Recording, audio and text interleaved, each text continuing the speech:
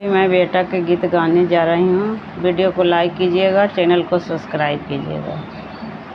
निमिया निमिया करुआ एला सीताला रे बतास बही।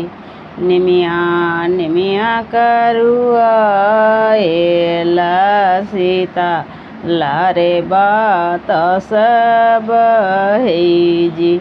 जेहि तर ठाड़ भेलन दुलारै तो दुलाहा काहे पूतनाए ना ढरई। जेहि तर खाड़ भेलन दुलारै तो दुलाहा काहे पूतनाए ना ढरई। किया पुतया जन बजन थोड़े भे लो सजना रे धूमिला भेलो जी।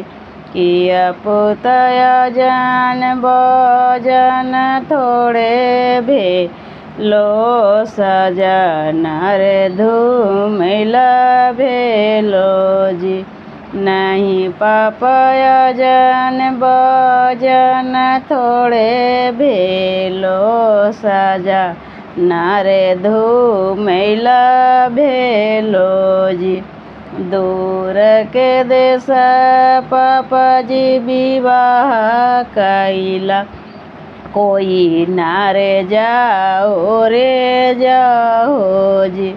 दूर के देश पापा जी विवाह कैला कोई नारे जाओ रे जाओ जी। बामे दहिने पाचो भैया जाई थोन औरो लोगा दुनिया जाई थोन चौरा बारे डोलते जाई थून बेनी यारे डोलते जाई थून जी। पियारी धोतिया पुता बहनोइया जाई थून हमें पापा जाओ रे जाई बोजी। पियारी धोतिया पुता बहनोइया जाई थून हमें पापा जाओ रे जाई बोजी। मेरा वीडियो अच्छा लगा तो चैनल को ज़रूर से ज़रूर सब्सक्राइब कीजिए।